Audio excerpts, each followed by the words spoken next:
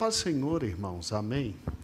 Que noite maravilhosa o Senhor está nos dando, que momento bom na casa do Senhor, né? Hoje, um dia maravilhoso em que nós temos a felicidade de comemorar uma data muito importante para nós, tá bom? Hoje nós estamos comemorando uma data muito importante. Dia 31 de outubro é considerado o dia para se louvar a Deus pela reforma protestante. E nós somos protestantes.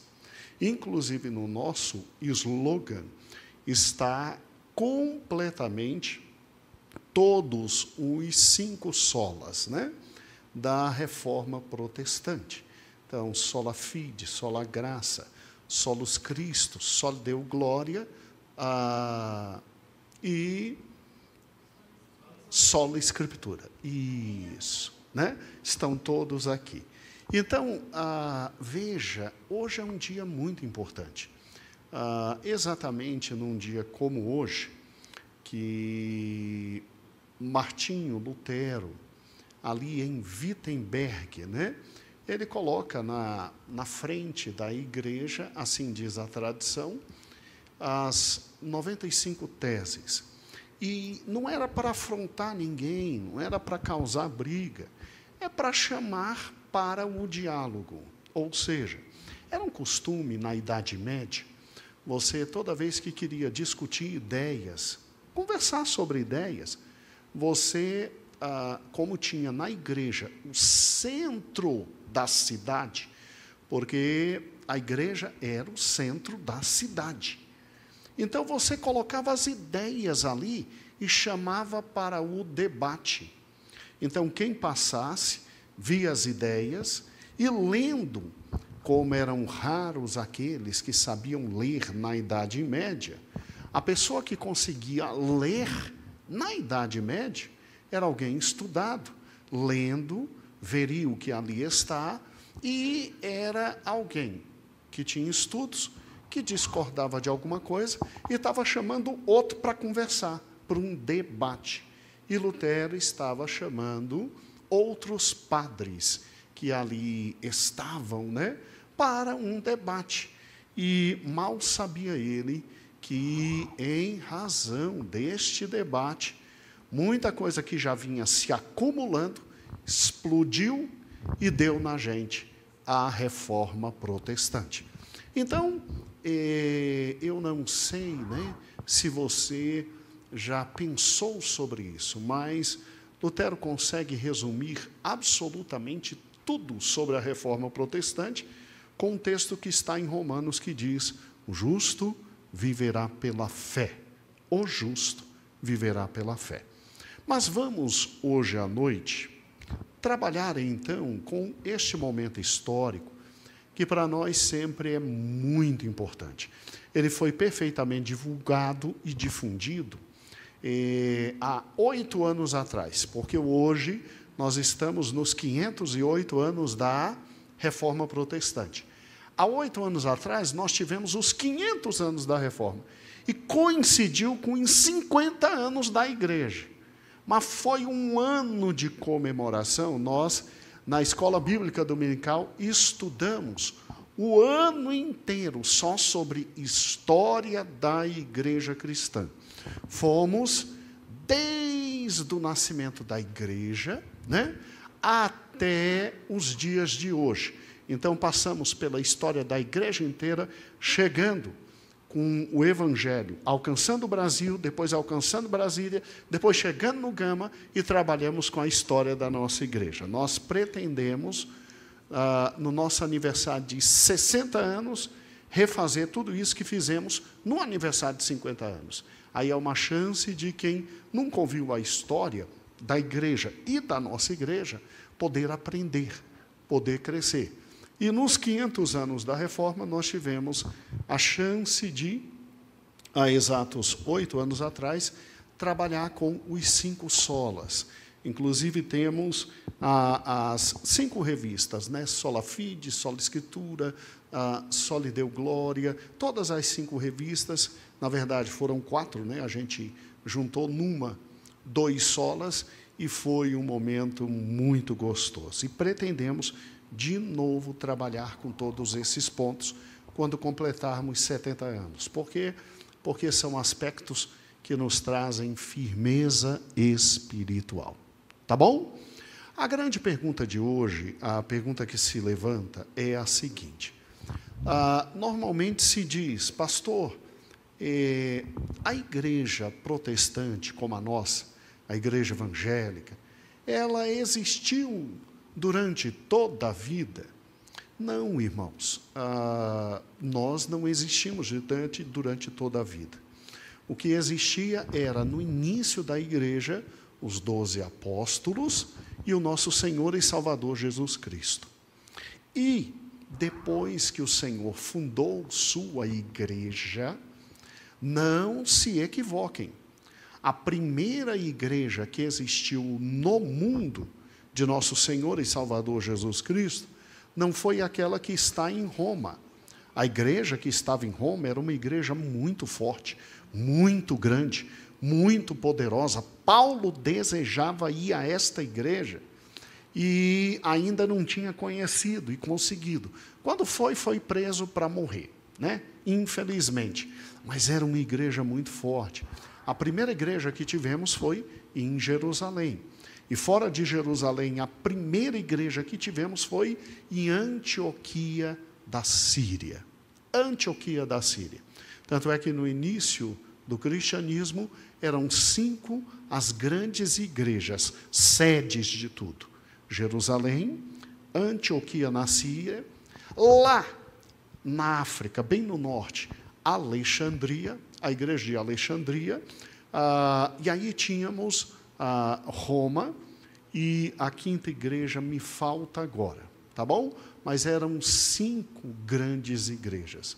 E aí, de alguma forma, a igreja ali em Roma, ela se torna uma super igreja, uma hiper igreja, uma grande igreja, e ela consegue trazer para perto de si exatamente toda uma liderança, sem deixar de existir no meio dessas 5, pelo menos 3, porque Jerusalém acabou.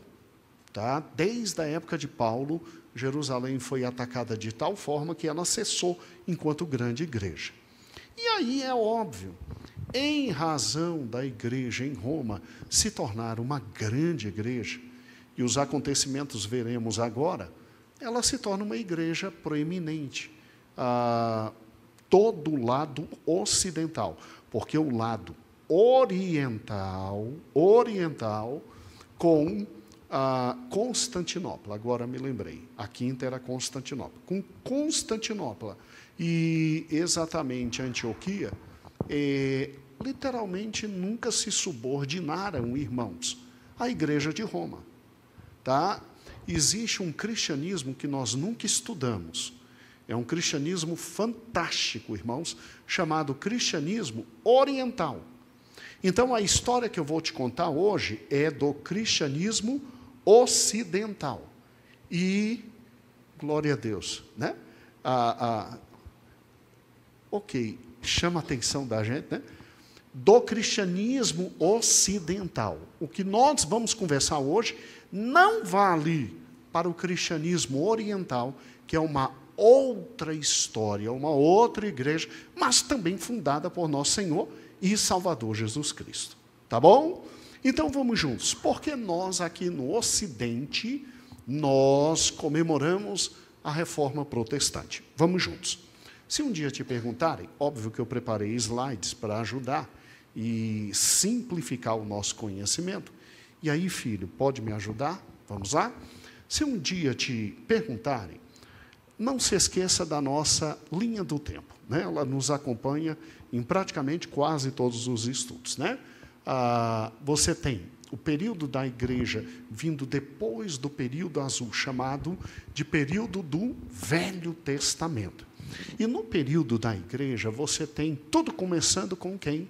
Com nosso Senhor e Salvador Jesus Cristo, que durante 30 anos esteve conosco, trabalhando direitinho, como bom filho, como bom trabalhador ali em Nazaré, se dedicando, sustentando a família, mas quando chegou na idade sacerdotal, aos 30 anos, ele então tem o direito de deixar a sua família, porque já tinha irmãos que trabalhavam para sustentar a família, como Tiago, José, tá bom?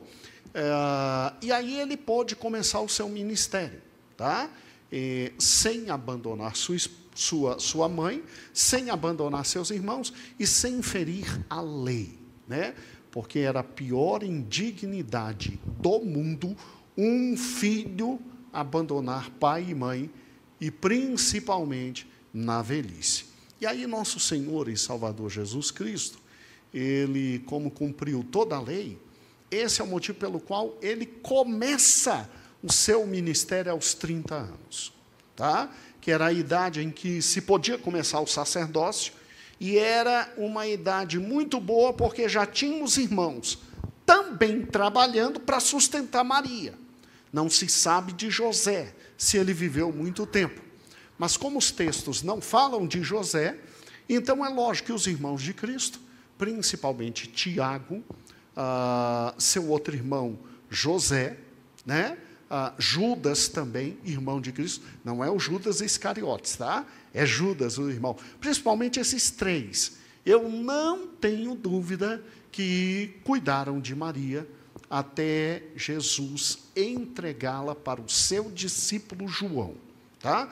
E por que ele fez isso? Veremos isso em um outro momento, porque seus irmãos estavam dentro da igreja e estavam cuidando da igreja. Por isso ele entrega a João. Mas isso é um outro estudo. E o que é interessante é que Jesus morre e ele promete: eu vou edificar a minha igreja, e a igreja do Senhor começa exatamente nesse momento. E aí, a igreja começa muito bem. A igreja, ela tem várias fases. A primeira fase é exatamente essa, do seu nascimento, e que nós chamamos de Era de Jesus Cristo e dos Apóstolos, que vai do ano 30 ao ano 100. Porque, fazendo uma contagem gregoriana simples, Jesus começa seu ministério aos 30 anos. Então, ali começa a igreja, tá? Ali começa a igreja. E Jesus vai até os 33 anos. Aos 33 anos ele morre, tá bom? Então, botando isso no cálculo que a gente tem, não é tão exato, mas é um cálculo interessante. Começa com Jesus. Jesus, por 3 anos, treina os seus apóstolos e vai até o final da era dos apóstolos. O último que morreu foi João. E, segundo a tradição, João tinha seus 90 e tantos anos. Então, perto do ano 100, né, você tem o final da era dos apóstolos. Uma era muito bonita, uma era onde o Evangelho de Cristo se expande, os apóstolos vão para tudo que é canto, pregando o Evangelho, e as igrejas são abertas de forma muito grande, muito forte, sob a tradição dos apóstolos. Sobre a tradição dos apóstolos, tá bom? Aí vem o segundo momento da igreja. Depois de Cristo e o primeiro momento, vem o segundo momento, que é aquele momento histórico em que você tem os sucessores dos apóstolos, chamados pais da igreja. Quem eram esses homens? Vai do ano 100 ao ano 300, e eles são esses homens que vêm depois dos apóstolos e que cuidam da igreja, guiados pelo Espírito Santo. Aqui é um momento histórico muito importante. Por quê? Porque aqui nós rejeitamos livros falsos e soubemos, à luz da direção do Espírito Santo, escolher quais seriam os livros verdadeiros para montar o cânon do Novo Testamento. Aqui estabelecemos a igreja. Aqui difundimos o Evangelho. Aqui sofremos, irmãos, meu Deus do céu, as mais duras perseguições.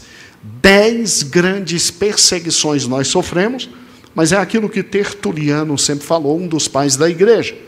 Ele dizia: O sangue dos mártires é semente da igreja. Ou seja, aonde caía um crente, Jesus salvava 10. Caía um, salvava 10. E a igreja se expandiu de tal forma que a gente pensou que Jesus já ia voltar aqui. Tá? Porque nós alcançamos o que tinha de civilizado no mundo, tanto ocidental quanto oriental. Mas aprove o Senhor não voltar nesse momento e fomos para um terceiro momento histórico. E aqui o problema. Por que aqui o problema? Vamos lá.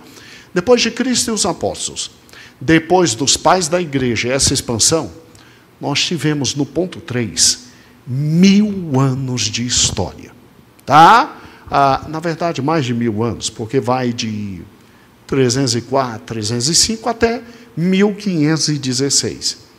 Que é o período em que o cristianismo deixa de ser perseguido e o cristianismo passa a ser o quê? A religião oficial do decadente, mais ainda existente, Império Romano, que dominava todo o mundo ocidental e parte do mundo oriental. Então, o que ocorre? O Império Romano olha para a gente e simplesmente diz: cremos em Jesus. Os líderes do Império Romano, alguns dizem que não houve conversão, houve conveniência, porque o Império Romano estava caindo no seu poder e na sua força. Os líderes viram que a igreja já tinha se espalhado virulamente ao mundo. A gente se espalhou, irmãos, até o ano 300, mais do que o coronavírus. Entendeu? Mas a gente era virulento, que era uma delícia. Onde um cristão chegava, ele literalmente na casa abria a igreja e aquela igreja se espalhava pelo mundo de forma violentamente maravilhosa. Violentamente maravilhosa. E aí os imperadores romanos chegaram à seguinte conclusão: eles estão em tudo que é canto. Oh, meu amor, obrigado.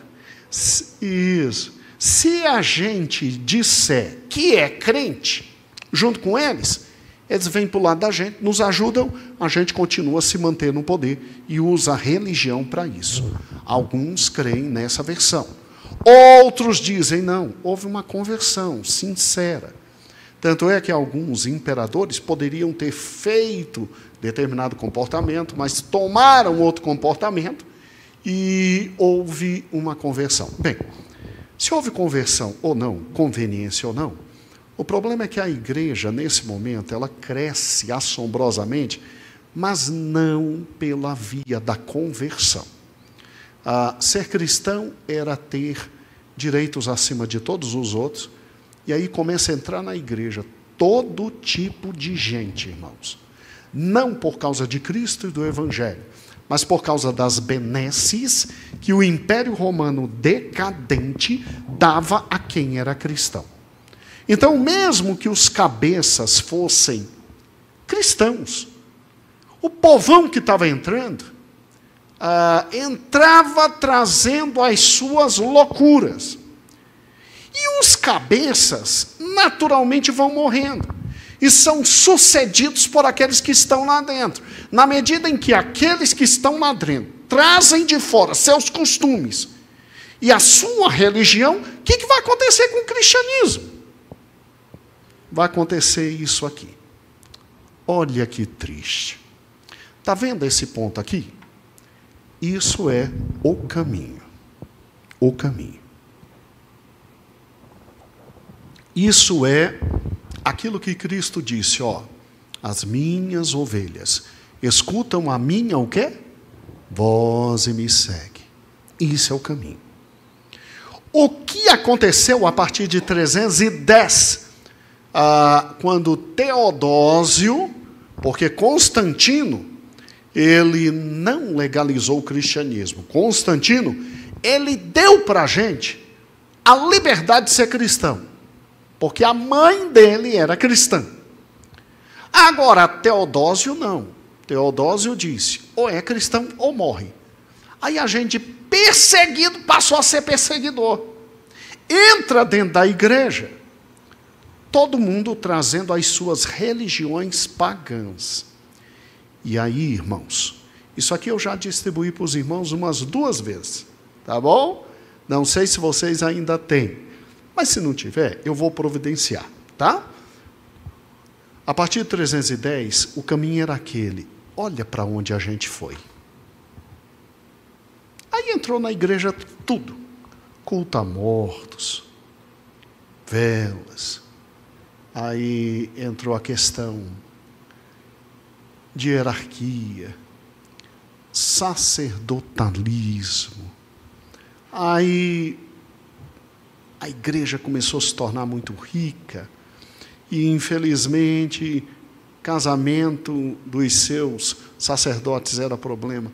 Aí veio o celibato, aí veio o culto a mortos, aí veio o culto a Maria, aí o grande chefe e líder da igreja, chamado Papa, aí se diz o próprio vigário de Cristo, substituto de Cristo, e que em nome do Espírito Santo podia dizer as coisas. E aí foi se afastando o povo da palavra. A igreja católica nunca deixou, a igreja romana, ela nunca deixou que a palavra morresse, mas ela pegou a Bíblia e ela trouxe literalmente para quem podia interpretá-la, que eram os sacerdotes, e tirou do povo. E aí o que acontece? Acontece algo incrível. Poucos têm acesso às Escrituras, poucos leem, mas se tinha uma noção de que a igreja era representante de Deus na terra, então aquilo que aquele que estivesse na frente da igreja dissesse, falasse, determinasse, era Deus dizendo, falando, determinando. Olha onde a gente foi parar. Erro após erro. Erro após erro. Tá? Ali tem todos os erros, o ano, e do lado vem o versículo combatendo. E isso eu já entreguei para vocês. Mas vou providenciar um novo desse para todos os meus amados irmãos. Tá bom? E aí o que acontece? A gente tomou aquele caminho até que homens foram levantados por Deus para gritar, está errado. Quem eram esses homens? Homens que tinham acesso à palavra de Deus. E tendo acesso à palavra de Deus, viam aquilo que a gente fazia dentro da igreja completamente diferente de tudo que estava na palavra de Deus. E começaram a reclamar, até que, em 1517, ocorre o que nós chamamos de Reforma Protestante. Olha o que Deus fez. Vamos juntos. Tudo começou com 2 ordens muito interessantes. Os valdenses e os franciscanos. Eu gosto muito de Francisco de Assis. Ele é alguém do tempo de Pedro Valdo. A diferença é, Pedro Valdo brigou e foi excluído. Francisco de Assis resolveu não brigar. Resolveu abrir mão de algumas posições que ele tinha para continuar dentro da igreja. E aí o Papa Lúcio III chuta Pedro Valdo e abraça quem? Francisco de Assis. Dizendo, cuida dos pobres. Os dois queriam cuidar dos pobres. Cuida dos pobres. Até porque não era muito interesse da igreja cuidar de pobre, porque pobre só traz problema. E a igreja era muito rica. Está entendendo? A gente que é pobre só trazia problema. Só que Pedro Valdo queria pregar o evangelho. Ele era um rico comerciante da cidade de Lyon. Ele queria pregar o evangelho. Então ele tinha dinheiro. E quando um dia ele teve acesso ao evangelho, que só tinha acesso às escrituras, rico. E ele era riquíssimo. Quando ele teve acesso ao evangelho, principalmente o evangelho de Mateus, que leu de cabo a rabo, ele disse, não, o povo todo tem que saber. E aquela passagem, irmãos, que Jesus diz ao jovem rico, vende tudo que você tem, dá aos pobres e vem me seguir. Ele disse que bateu no coração dele, um dos homens mais ricos da Europa até hoje, vendeu tudo, pegou o dinheiro inteiro e aplicou na tradução da Bíblia para o francês e o italiano, e simplesmente a esposa dele tentou até colocá-lo no manicômio, mas não conseguiu. Simplesmente botou as duas filhas no convento e se despediu da esposa, deixou ela com uma quantia para ela viver o resto da vida, abandonou tudo e foi viver pregando o Evangelho. E até aí algum problema? Não. O problema eram as ideias dele, porque batiam de frente com tudo que a igreja estava fazendo. Então, tudo começa com esse homem em 1200 e pouquinho, revoltado com a igreja, dizendo, está errado, está errado, está errado, está errado. E quando ele começa a dizer que o Papa está errado, aí pediu para morrer. Ele e os seguidores dele. Olha que interessante, né? Olha o que ele dizia, né? A igreja desviou-se do Evangelho. E é mister fazê-la voltar à sua, o quê? Simplicidade primitiva.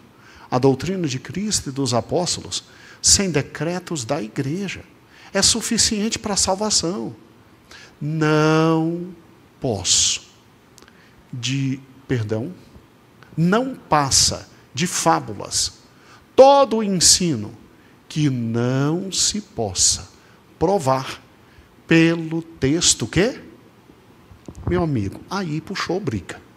Aí que é o quê? Que é a morte, né? Que é se arrebentar. Aí chegou ao Papa, e o Papa Lúcio III excomungou Pedro, não permitiu que a ordem dele continuasse os trabalhos, e aí surgiram os valdenses, também chamados Lollardos, né? Eles se escondiam nos Alpes franceses e suíços, e principalmente os Alpes italianos, e ficavam lá em cima, trabalhando para sobreviver, decorando a Bíblia, escrevendo partes da Bíblia.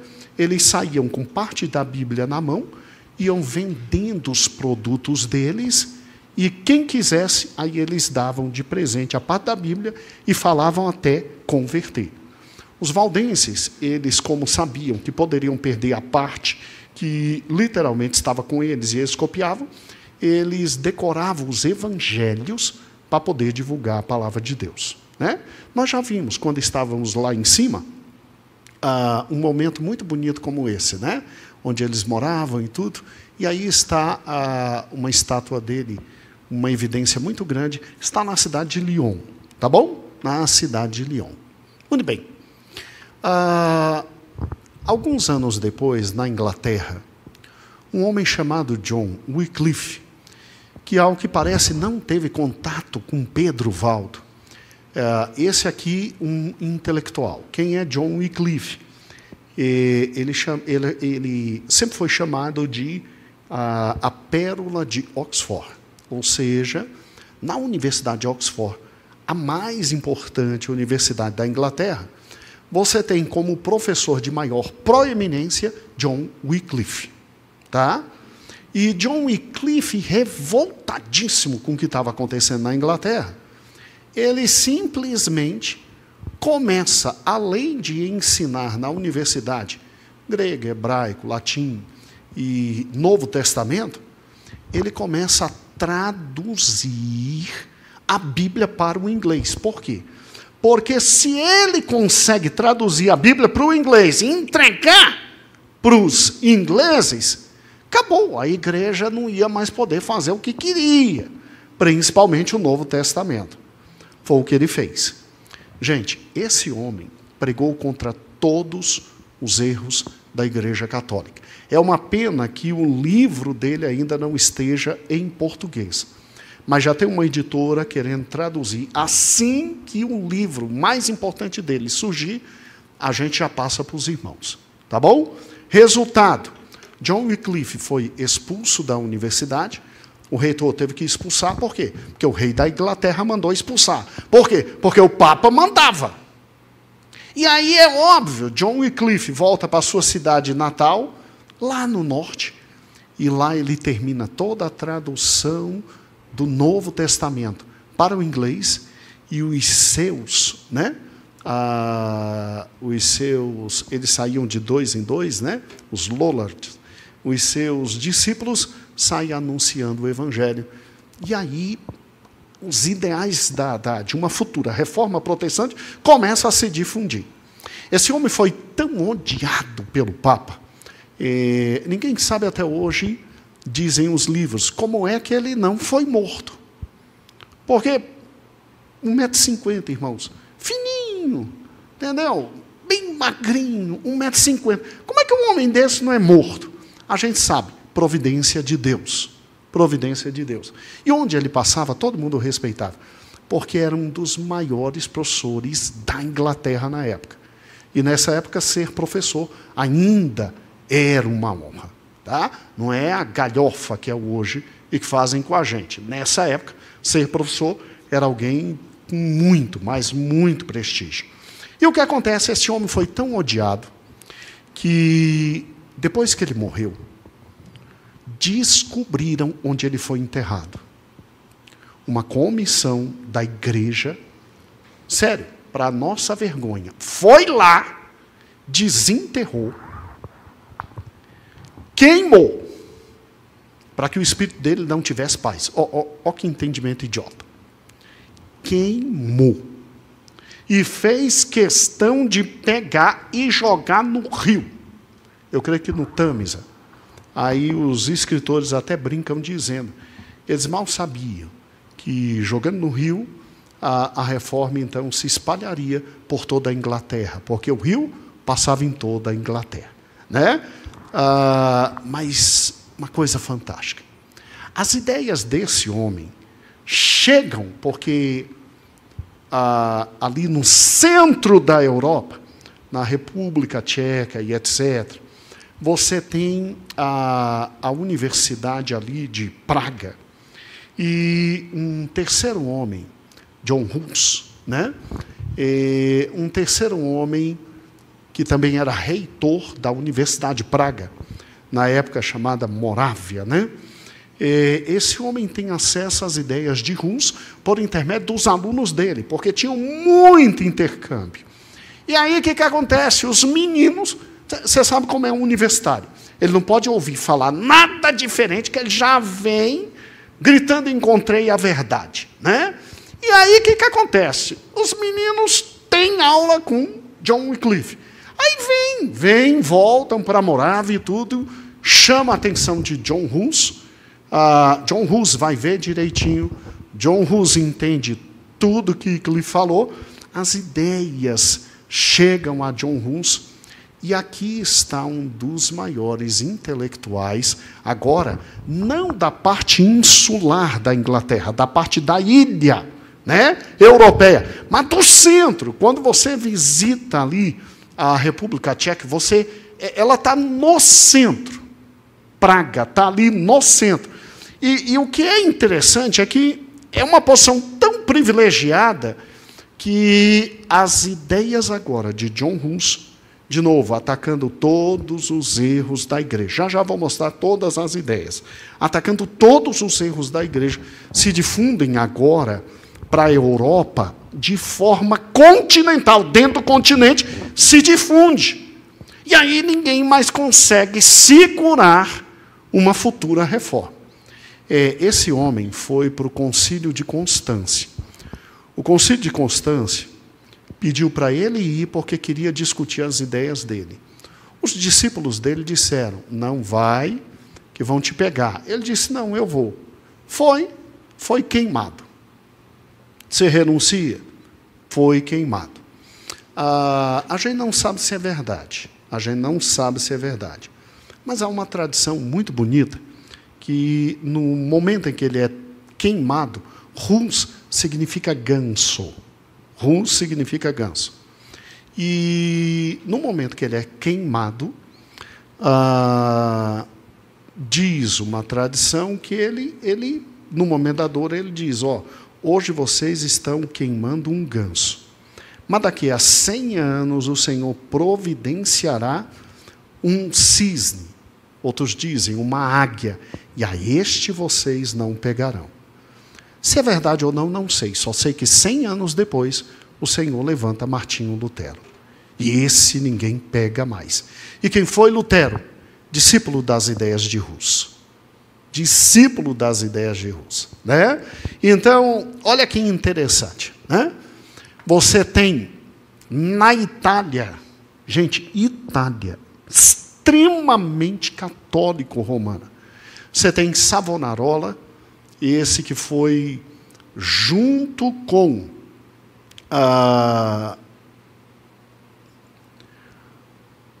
o grande Charles Haddon Spurgeon, os dois maiores oradores do cristianismo em todos os tempos. Então, ninguém pregava, e ninguém pregou até hoje, como Spurgeon e Savonarola. Abaixo deles, somente a garganta de ouro, que é Gregório de Nissa, tá? Um dos maiores pregadores do cristianismo oriental. O mundo inteiro, Gregório de Nissa, irmãos, ele pregava de tal forma na cidade de Constantinopla, hoje é ali na Turquia, né? Ele pregava de tal sorte que o desejo de todo mundo que gostava de uma boa palavra era: eu vou a Constantinopla uma vez antes de morrer para ouvir Gregório de Nissa. De tão fantástico. Os textos dele, de mensagens, é uma coisa fora do comum que o Espírito pode fazer com alguém. Mas nem Gregório de Nissa pregava como Savonarola e como Spurgeon. Esse homem conseguiu, na cidade de... Oh, meu Deus! O que é a idade, né? A idade vai passando. Antigamente saía tão rápido, né? Oh, meu Pai eterno. Roma, aí você sobe Pisa, não. Aí, a cidade das grandes artes, Florença. Na cidade de Florença, irmãos, esse homem chegou na cidade, 7 dias de pregação. A conversão foi tão grande que trouxeram todos os livros, tudo de bruxaria, tudo de maledicência. E que pena, até grandes obras de arte, quadros lindíssimos, tudo foi queimado, né? Tudo foi queimado. Os livros horríveis até que vai, mas as obras de artes que foram queimadas, mas, bem, para que você pudesse entender o que era um homem como esse pregando, ele levava a pessoa, no final da pregação, se ele dissesse, mata 10 lá fora, o indivíduo saía e matava. Tamanho poder de oratória de um homem como esse. Então, não tinha como parar a reforma protestante. Quando finalmente chega Martinho Lutero, estas ideias aqui já estão radicalmente postas no mundo. Primeiro, que a Bíblia é a fiel palavra de Deus. Isso aqui é um problema sério. Porque nesse momento se acreditava que a palavra de Deus era a palavra do Papa e dos bispos quando interpretavam a palavra de Deus. Então, qualquer coisa que saísse do Papa, ele falando ex cátedra, e dos bispos era a palavra de Deus. E chegou essa ideia, nada mais é palavra de Deus, senão a Bíblia. E que cada cristão deve ter uma em sua própria língua para viver para os seus preceitos. Meu Deus, isso aqui, na época, isso aqui era a pior coisa do mundo. Porque você deixar alguém que não sabe ler direito, ler a Bíblia e interpretar, vai fazer besteira. Tem que seguir aquilo que o magistério da igreja ensina. Terrível, né, irmãos? E isso aqui no Ocidente. No cristianismo oriental, todo mundo sempre lendo a Bíblia, todo mundo desfrutando da Bíblia, todo mundo tranquilo. Tanto é que quando rachou o cristianismo em ocidental e oriental, no ano de 1054, nós ficamos analfabetos e os irmãos do Oriente, assim, ó, anos-luz na nossa frente. Anos-luz. A gente conseguiu recuperar um pouquinho agora. Anos-luz. Vamos lá. Aqui, irmãos, ó. E isso aqui foi terrível. Indulgência do Papa era uma fraude. Indulgência é o quê? Eu, como vigário de Cristo, eu tenho o poder de perdoar. Por quê? Porque Cristo disse que o que a gente aqui perdoa está perdoado. Como sendo o sucessor do próprio Cristo, então, o meu poder de perdoar era e é ilimitado. Aí, quando você começa a cobrar e diz assim, ó, se essa sociedade enviar para cá tantos mil em dinheiro, 5 anos de perdão, você passava então a viver 5 anos fazendo o que quisesse, porque já tinha garantido o perdão. Olha que loucura. Muito bem, vamos lá. O purgatório era uma fábula. Gente, o purgatório sempre foi uma fonte de riqueza. Hoje nós estivemos ali no culto de gratidão a Deus pela vida do pastor José Nunes. Gente, a família muito triste, mas sabendo para onde o José Nunes foi. Mas triste, como todo mundo que perde pai e mãe fica. Agora escute, você já imaginou o que é um parente teu morrer e você não ter noção para onde ele foi? Você faz tudo. Aí vem alguém e te ensina, existe o purgatório. E aí o representante do Papa passando na sua cidade diz, ó, cada moeda que tilinta no cofrinho é uma alma que sai do purgatório.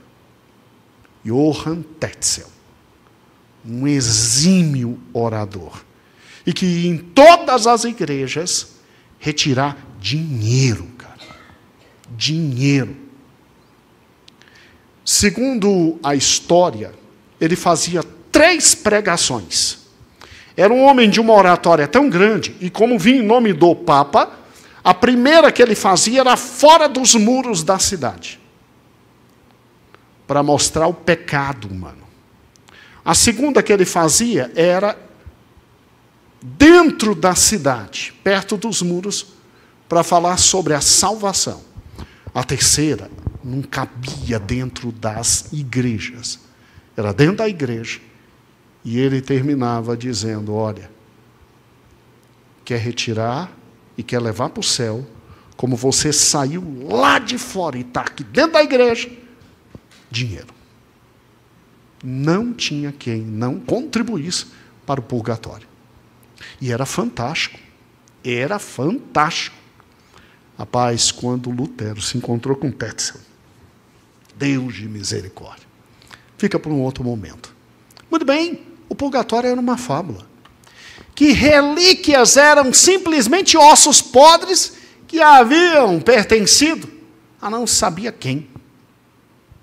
Gente, só de pedaço de cruz de Cristo, a Europa estava cheia inteira. Sério, sério. Lutero, inclusive, quando pregou contra as relíquias, porque você pagava e pagava caro para ir ver a relíquia. Só os ricos compravam a relíquia. Relíquia era o quê? Evidências históricas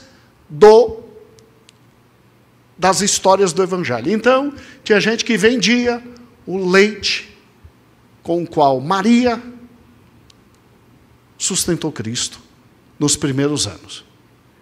E por que não está talhado? Porque é de Maria, meu amigo. É um leite santo. Respeite. Da cruz de Cristo tinha pedaço para tudo que é canto. Dente de João Batista. Gente, talvez João Batista tivesse 50 bocas, porque para ter tanto dente distribuído na Europa, está entendendo? E os ricos compravam, e os pobres iam ver, e isso era sagrado, era estar na presença do próprio Deus. Aí você vem e diz que, meu pai até, uma das obrigações maiores dos cristãos ocidentais era ir em peregrinação. em peregrinação. Os orientais também criam nisso. E aí eles diziam, ó, fazer peregrinação não serve para nada. Serve só para você perder dinheiro, esvaziar as suas, o quê? Economias. Calma que o pior ainda vem. Olha o pior. Que carne podia se comer em qualquer dia. É só ter vontade. Pastor, e a Semana Santa? Qual o problema?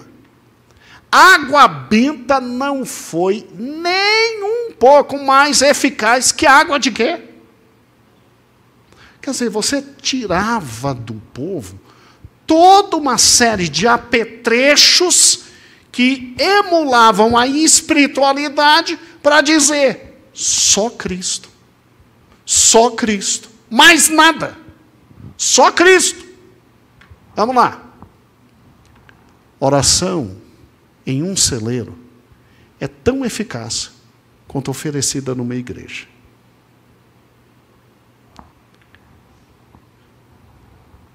Não há transubstanciação, Deus de misericórdia. Ou seja, cria-se que no momento do pão e do vinho, o pão, ao ser mastigado, se transformava no corpo de Cristo, e o cálice, ao ser bebido, se transformava no sangue de Cristo. E aí, qual é o problema, pastor? Qual é o problema? O problema é, se eu como e eu bebo o sangue de Cristo, eu posso sair daqui e fazer qualquer besteira. Entendeu? E a gente chegou e disse, não é símbolo. Se é símbolo, então eu tenho que manter santidade aqui e lá fora. Viu como é diferente? E outra coisa, às vezes não se participava da ceia, porque se estava com a vida errada. O que era a vida errada? Não se estava em dias com missas, com compra de relíquias, com tudo era financeiro. Os decretos da igreja não são necessários à salvação, mas apenas a doutrina de Cristo e dos apóstolos. Se você tira os decretos da igreja, e aí como é que fica? Como é que fica? E por fim, consideravam as missas e orações pelos mortos, não bíblicos.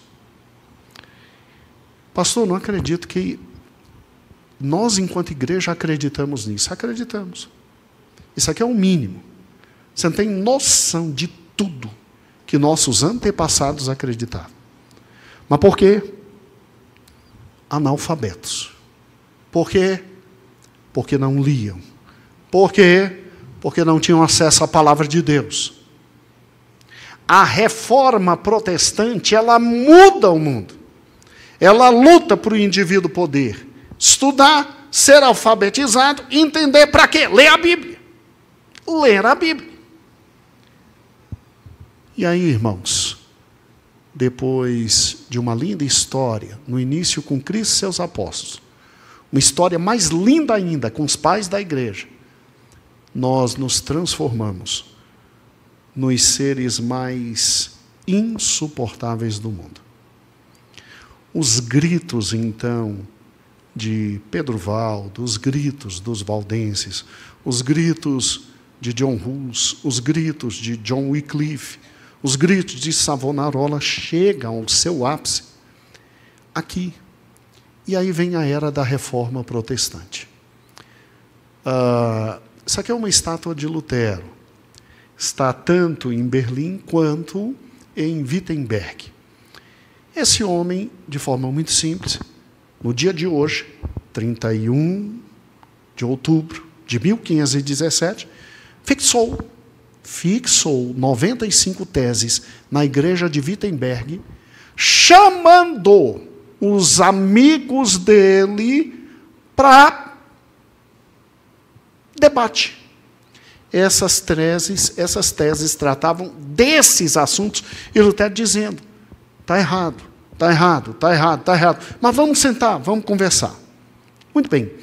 Isso, a gente não pode precisar na história os dias exatos de todas as coisas. Então, nós tomamos marcos essenciais e falamos, ó, isso aqui é o marco. Então, foi esse dia que, apesar da Reforma Protestante ter sido eclodida posteriormente, esse foi o dia marco, o dia de hoje. E aí, depois dele, obviamente, uma vida muito dedicada, nós passamos a ter 5 grandes pilares para a igreja. Primeiro grande pilar, sola Escritura, ou seja, somente a Bíblia. O que rege nossa vida? A Bíblia. O que rege nosso comportamento? A Bíblia. Cremos então que isto aqui é um livro sobrenatural? Sim. Cremos que não há capacidade humana para produzir um livro como esse? Cremos. E que os autores foram inspirados por Deus? Cremos. Daí, ser um único livro a nos conduzir para a vida eterna. Segundo grande passo. Nada de relíquias, nada de compra de indulgências, nada de missa de 7º dia, nada disso. Nós somos salvos pela fé, mediante o quê? A graça. A salvação vem de graça. Ela vem pela graça. Rapidinho. Não confunda graça com misericórdia. Tá bom? O que é misericórdia? Quando você diz assim, misericórdia, o que é? Misericórdia é Deus não te dar e não me dar o que nós merecemos em razão do que acabamos de fazer. Isso é misericórdia. Graça é Deus nos dar o que a gente não merece. Então vamos bem devagarzinho. Olha que interessante. A salvação vem pela graça. O que é graça? Dom gratuito de Deus. Deus nos dá porque quer dar. Agora, graças a Deus que existe a misericórdia. E aí Deus não nos retribui pelo que merecíamos. Tá?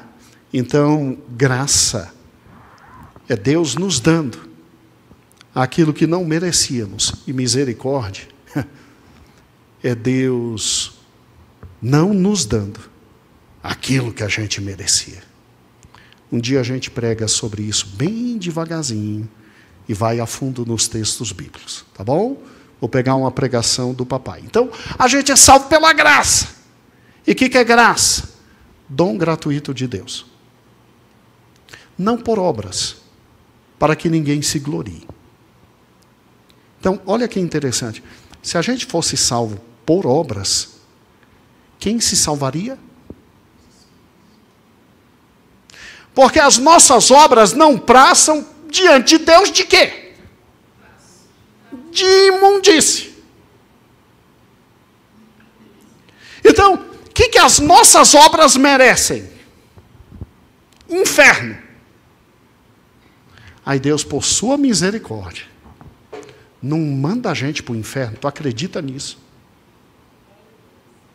Então, quando Paulo diz, somos salvos pela graça, não por obras. Por quê? Porque se a gente disser, eu mereço a salvação com nossas obras, você merece eu o inferno. Aí vem a misericórdia de Deus dizendo, eu vou mandar meu filho, eu vou arrebentar meu filho para tu não ir para o inferno. Isso é misericórdia.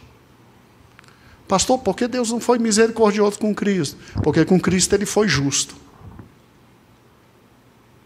Uai, e por que não é justo comigo? Não, ele é justo com você porque ele te ama. Aí ele pega a justiça que imputou em Cristo e joga em você.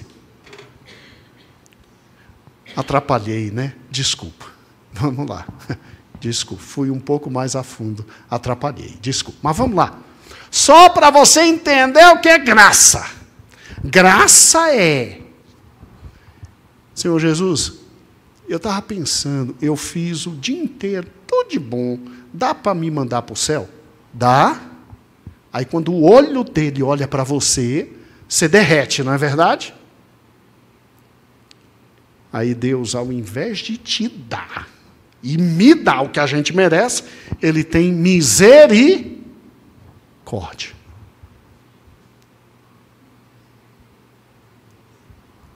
Aí Ele pega Cristo e desconta tudo em Cristo.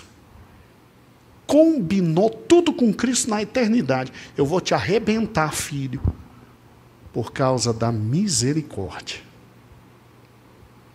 Aí a justiça que tinha que vir para a gente, vai para cima de quem?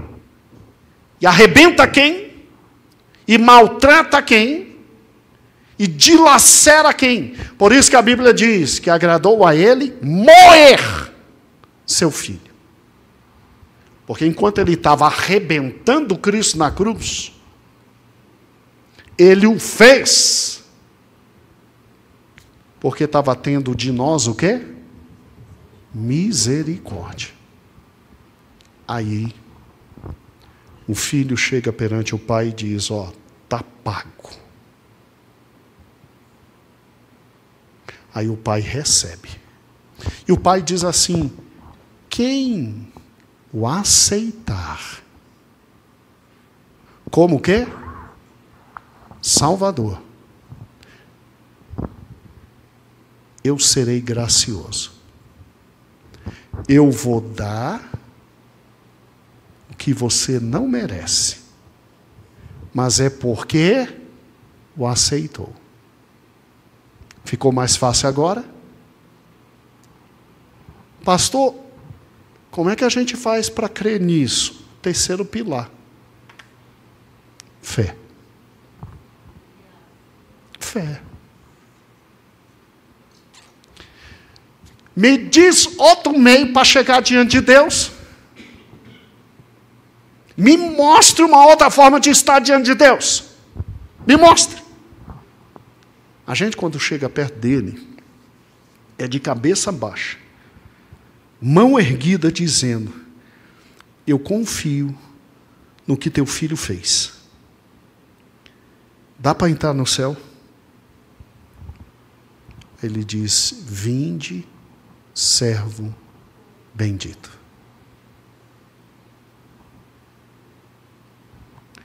Gente, que Deus é esse? Sabe o que é fé? Fé é simplesmente você olhar e dizer, é inacreditável, mas não tem outra coisa. E por que a gente crê nisso? Porque Cristo ressuscitou, gente.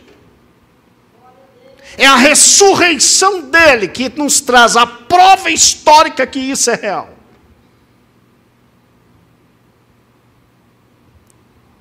Há um túmulo vazio. Dezembro não é o dia do aniversário dele, mas a gente não convencionou, não tem erro não, a gente comemora. Só comemora aniversário de gente o quê? Viva, não é verdade? Ele está tão vivo, todo ano a gente comemora o aniversário dele. Fé. Pela graça sois salvos. Isso não vem de vós. É dom de Deus. Não vem de obras, para que ninguém o quê? Se glorie. Meu amigo, sola a Escritura, sola a graça, sola fide. E aí vamos lá? Depois de saber tudo isso, quer dizer que a gente só tem acesso a tudo isso porque alguém quis se submeter a tudo isso? É sério. E esse alguém, subsistindo em forma de Deus, não usurpou ser igual a Deus, mas se humilhou. Para que tudo isso acontecesse, porque nenhum de nós tínhamos capacidade de sorver toda essa maligna dor. Aí vamos lá, como é que você fica? Não há outro nome entre o céu e a terra pelo qual possamos ser o quê? Então a Ele toda a glória. Porque tudo é dele, por Ele e para Ele. A Ele toda a glória. Então é por isso que o quinto pilar é solos Christus, somente Cristo. E aí, diante de tudo isso, aí só resta o engrandecimento a Ele. Só lhe deu glória. Não é difícil.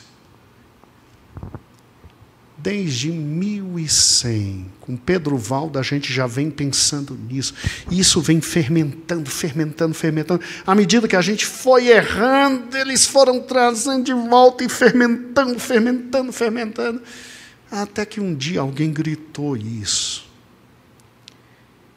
E a gente voltou a ter Bíblia, voltou a poder ler a palavra do Senhor e voltou a servir o Senhor. Sim, nos chamam de orgulhosos, nos chamam de soberbos. Como é que quer ir para o céu sem encíclica, sem igreja, sem isso? Só com Bíblia, só com Cristo. E sim. E aí, irmãos? Deus levanta esse homem e ele nos traz a igreja luterana. Deus levanta Calvino e Zwingli, nos trazem as igrejas reformadas. Daqui é que vem a gente, ó. Um dia eu te ensino isso. É a história mais linda do mundo. A gente vem daqui, os anabatistas, Menon Simon. Como devemos a esse homem tudo. Como devemos a esse homem tudo. É lindo isso.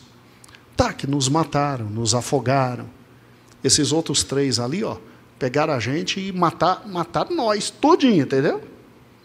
Mas a gente vem daqui, né? Gente mais simples e... Bem, e na Inglaterra, os anglicanos, né?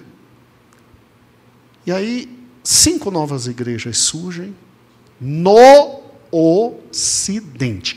Que no Oriente tinha umas 9 a 12 igrejas. É sério, pastor? Sério, gente. O cristianismo oriental é fantástico. E aí a gente até hoje louva a Deus. E nossa igreja é isso, ó. Sola Gracia, sola Fide, solus Cristo, sola Escritura, só lhe deu glória. E louvado seja o nome do nosso Senhor. Nós vivemos pela fé, porque o justo viverá pela fé. Romanos 1,18. Eu acho que 1,18. Irmãos, então, pode tirar, filho. Isso é uma linda história, né? Uma história muito linda. E que tem que estar no coração da gente. A gente tem que se alegrar por isso. A gente tem que se regozijar por isso. Porque pela misericórdia, o Senhor nos chama de novo à presença dEle. Então, cada geração tem seus homens e suas grandes mulheres. É uma pena que a maioria da história se conte nomes masculinos, né? Mas tem uma mulher chamada Ruth Salviano. E ela, se você puder pegar aí, Josué, reformadoras, Ruth Salviano. Reformadoras, Ruth Salviano. Eu ainda vou trazer essa mulher aqui na igreja, para um grande congresso de mulheres. Ela vai trabalhar com todas vocês, com mulheres desde o início do cristianismo até os dias de hoje. Ela tem livros maravilhosos, ela tem de mulheres desde mártires até as grandes mulheres do movimento pentecostal brasileiro. é uma historiadora. E a professora Ruth Salviano, ela tem uma coleção muito grande de mulheres na história da igreja. Então, ela tem as mulheres que foram mártires, as mulheres que foram chamadas, entre aspas, mães da igreja, as mulheres do deserto, as mulheres na Idade Média, e ela tem essa parte, as mulheres reformadoras, eu acho que esse é o nome, tá? É um livro muito legal, muito interessante, fala de mulheres que pegaram sua sabedoria, sua inteligência, né? E aplicaram na Reforma Protestante. Então, a Reforma Protestante não foi um movimento masculino. A igreja nunca, é esse aí. Deixe bem grande, meu filho, para que eles possam ver. É uma historiadora maravilhosa, de mão cheia.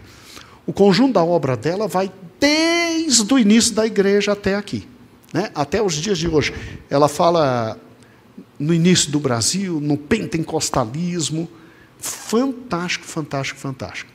E a querida Ruth Salviano tem esse livro, é uma referência dentre outros, porque normalmente vem o nome dos irmãos e acabam esquecendo o nome das irmãs, e é um livro maravilhoso. Quem depois puder adquirir e aí ler, né, vai ser muito bom. Quanto cada reformadora trabalhou nisso, porque não pense que o universo é gerido somente por vozes masculinas. O Senhor usa homens e mulheres, e os dons espirituais não têm cor, nem azul nem rosa. É dado para a igreja, para a bênção de toda a igreja. Vamos orar agradecendo a Deus por tudo que Ele fez e agradecendo pela nossa querida reforma. Senhor, muito obrigado. Obrigado por uma data como essa. Obrigado por um momento como esse. Como é bom, Senhor, ver os teus servos e as tuas servas, ó Deus. Tu és o nosso Deus, tu és o nosso Senhor, tu és o nosso Salvador. Muito obrigado pela tua palavra, Deus. Sim, muito obrigado pela tua palavra. Ela é que nos conduz à vida eterna. Muito obrigado, Senhor, pela fé, que é dom teu, maravilhoso teu. Senhor, o que seria de nós sem a graça? Ó Deus, muito obrigado pelo teu Filho. A ti, ó Deus, toda glória, para todo sempre. Todo sempre. Amém. Amém.